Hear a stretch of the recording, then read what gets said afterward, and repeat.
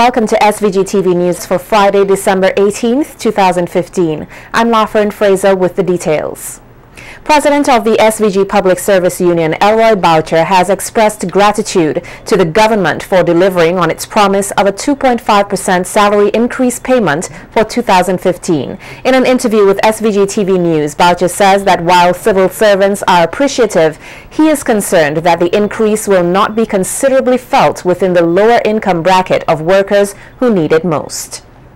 I must say the 2.5% increase that the government would have legislated. Public servants, I know, would be thankful at this particular time, it being a Christmas season. And the fact that the 2.5 is tax-free, retroactive from January. I know a lot of people, particularly those in the middle and upper income bracket, would have been smiling all the way to the bank. I, however, will feel it for those who are in the lower brackets because their take-home would have been rather less.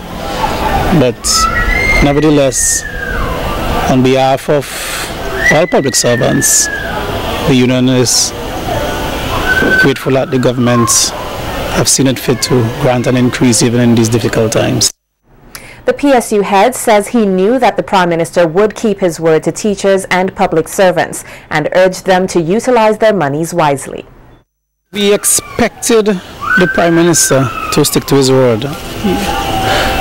He's really known to be a person when he gives his word as it regards these sort of things, that he normally stick to it, and you know, it normally bear fruit.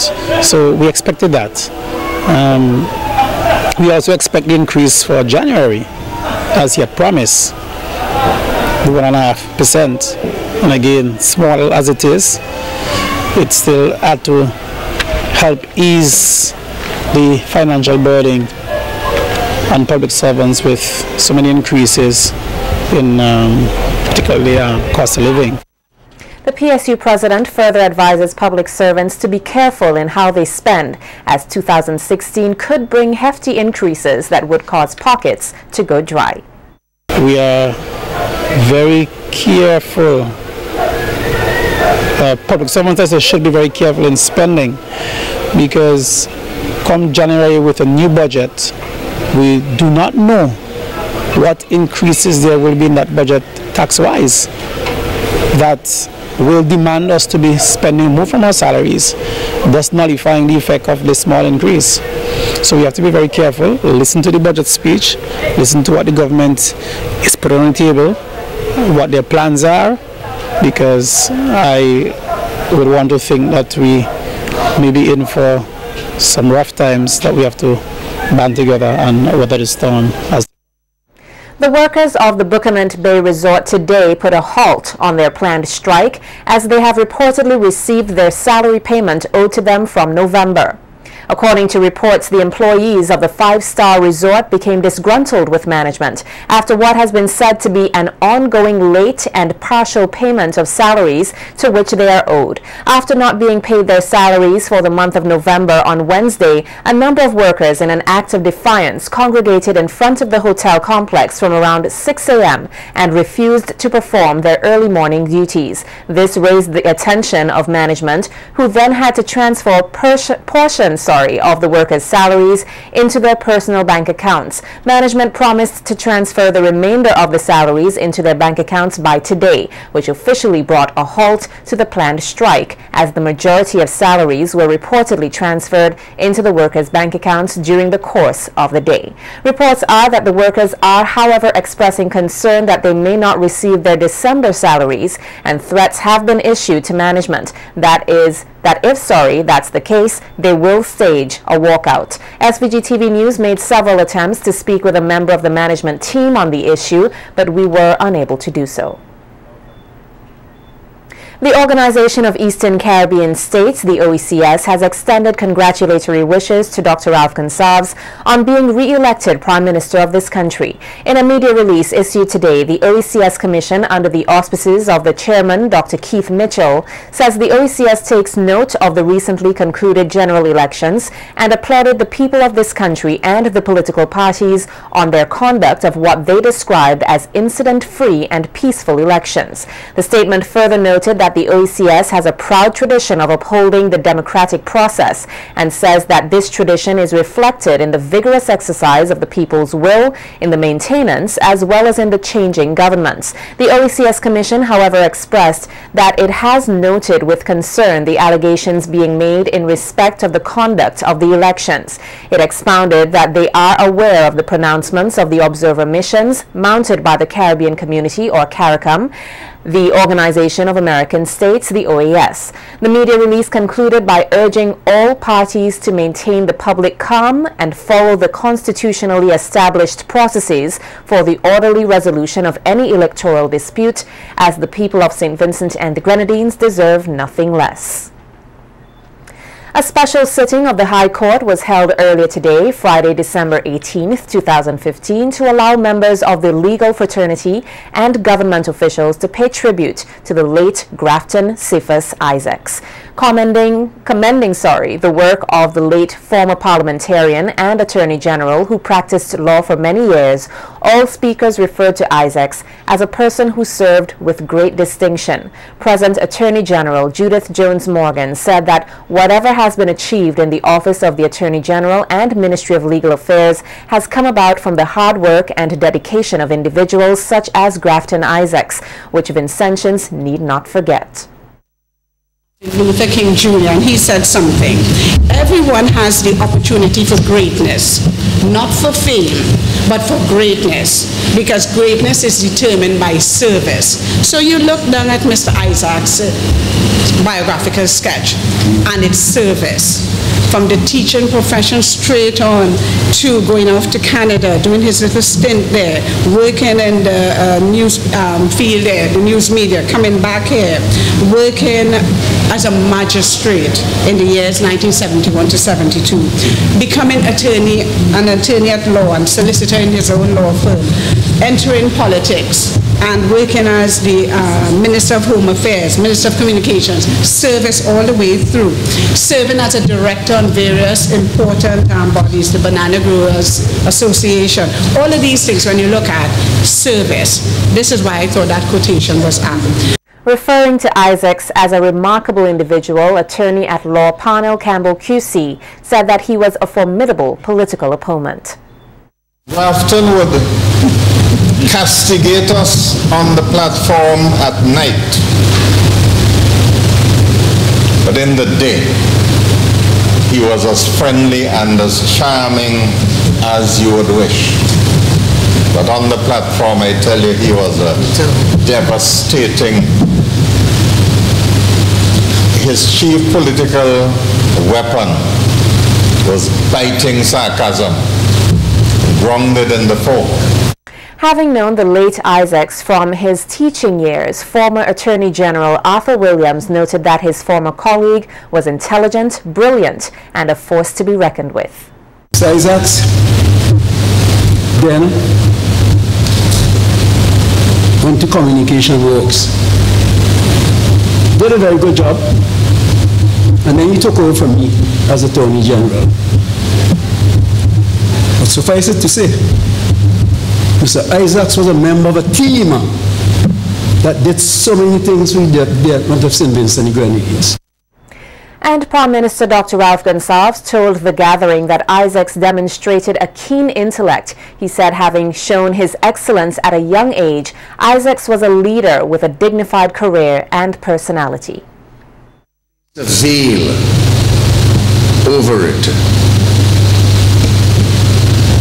And not like some other persons who want to proclaim at the first drop of the hat their academic credentials. People took him as a farmer, as a robust politician, and someone of rugged individualism. But at 28 years of age, my Lord and my Lady, Grafton Isaacs became a head teacher of a primary school. At 28. This was during the colonial period in 1956. Extraordinary. Noted as a man who was committed to his responsibilities, Dr. Gonsalves said Isaacs played a critical role in the passing of instrumental legislation such as the Status of Children Act. He was a macho man, but he spearheaded the first piece of legislation in this country on domestic violence, which he abhorred. He was keen in having the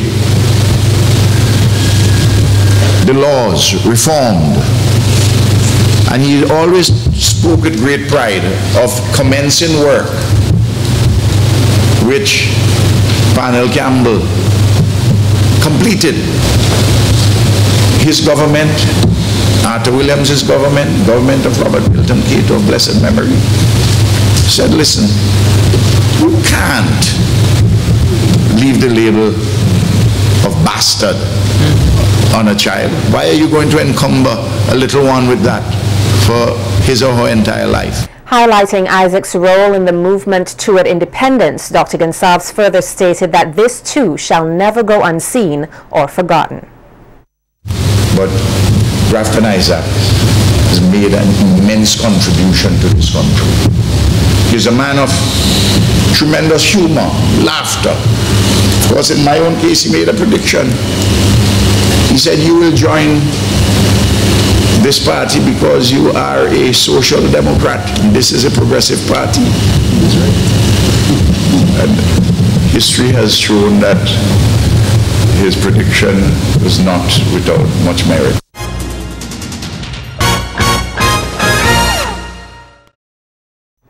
In more local news, Vincentians are being encouraged to take the necessary steps that will enable them to recognize counterfeit currencies that are usually in high circulation at Christmas time to avoid becoming victims of crime and corruption. The SVG Royal Police Force, therefore, is appealing to persons who are in the habit of using counterfeit or illegal notes to desist from doing so, adding that there is a penalty for using or getting caught with counterfeit money. Businesses are also being encouraged to be extra vigilant, and the general public is urged to report all cases to the police. Here's what to look for to identify a counterfeit note. Harry Valentine, Police Constable number 134. We have a lot of counterfeit notes in St. Vincent and the Grenadines. Because counterfeit notes is also an offense in St. Vincent and the Grenadines. And we are advising persons who have possession of counterfeit notes that they must bring it into the police. If not, if you are fined with counterfeit notes, you will be charged and be taken before the court.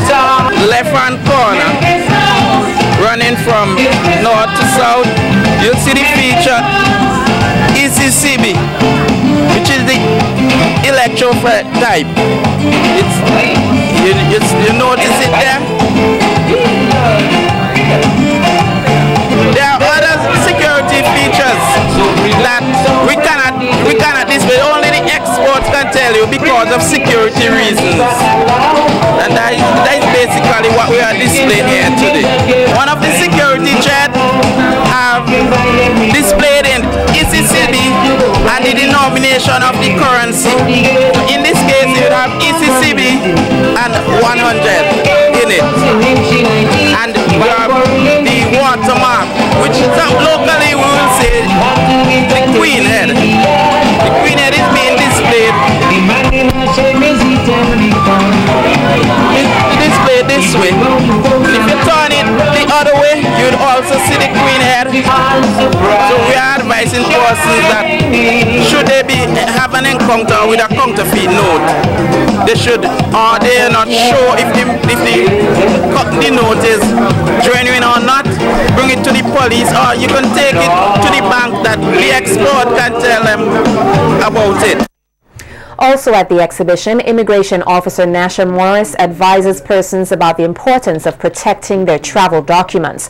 According to Morris, one of the major purposes of the department is to provide the proper travel documents for Vincentians in times of medical emergency abroad. Morris says a passport is one of the most important forms of identification a person can possess. It is important to have a passport if you plan to travel to a different country so that you will be able to prove who you are and where you're from, noting that since travel security measures have increased, it is almost impossible to travel without a passport. Morris says that the Immigration Department is pleased to be given the opportunity to impart some knowledge to the Vincentian public, adding that the Immigration Department not only handles passports, but the entry and departure of visitors and more.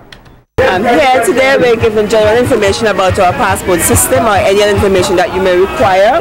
We have here on display the various application forms that we have. We have the application for emergency passports and certificate, for extension of visitors permit, for lost stolen report forms, for amendment to passport, for application form A and B, A being for adults and B for children, inter-Caribbean travel documents, and we have a display also of the various passports we have. From since we start issuing passports, these are the first of the passport we had, and then we went to this one, and now the new e-passports that we issued. And we also have the inter-Caribbean travel document. This is valid for travel within the Caribbean. It's valid for 2 years. It costs $35. Besides passports, right, what are some of the tasks that the immigration is responsible for dealing with in St. Vincent? Well, we have the border control, right, and that's where we process passengers in and out of St. Vincent. That's very important because we don't want anybody illegal coming in. We also have ship clearance, where when vessels come, we make sure they have the proper documentation and the clearance. That's about it. Another important feature highlighted at the exhibition was the security of all, including personal valuables. Raphael Barber, an employee of Correa's Hazels and Ace Hardware, is urging Vincentians not to get too caught up in the Christmas activities that they forget about their security. Barber says that because his company believes that everyone should feel safe in their own home as well as outside of the home, you want to have peace of mind. They are happy to be part of the exhibition to inform members of the public of a wide range of security tools, from locks and bolts to sensor lights, which they can use to protect their properties. Here's a look at what they had on display. And we have come and we've put together things to ensure that we play a role in helping folks to secure their property, especially around this time. So our main feature today is about lighting and security as it relates to doors and what's not. So first we have some lighting fixtures, and we're featuring this is a sensor light. So what would happen is that once someone walks within the range, it will automatically turn the light on. So we know that thieves, they are a bit discouraged from a lighted area. So this would help in warding off any perpetrators or any criminals who wish to bombard a property. Not only that, but we also have the spotlights, and these would give up sort of a brighter light. It would sort of illuminate the area that is being positioned. We've got our various locks, from hard steel padlocks, regular entrance door locks with the deadbolts, and I think that our main feature is this bit of technology here. This bit of technology here is what is called a remote lock and unlock door system. So it is similar to that of a vehicle, where I just hit my hands across here and it is expected this bolt is in, it is open, and if I pass my hands again, it will lock it once more. So for someone who is getting home a bit late in the night and they may not have time to find the keys to unlock, they just need to pass their hand once they've got that remote device on them, and it would allow them to enter into the house. And we've got our steel safe, and that is for the security of protection and security of the necessary items, valuable items. Nine Mornings activities will heighten this weekend in a number of communities across SVG, and Vincentians and visitors alike are being encouraged to show their support to the festival. Speaking with SVG-TV News, Chairman of the National Nine Mornings Committee, Michael Peters, stated that the festivities continue to be family-oriented and explains that many dimensions of the festival. Is from the 16th to the 24th, and there are really three dimensions to the festival. We have the early morning activities, which is the traditional nine morning celebrations. We also have the community lighting program. So in the evenings you can take the family and drive to the various communities and you have this lighting up. And you also have a number of communities that have evening activities as well. So whether in the day or in the evening you have entertainment, good Christmas entertainment to occupy your time. And because a lot of it is family oriented, you can take everybody and take a drive and discover the country. Peters also thanked all stakeholders who have continued to support the festival and make it a success each year.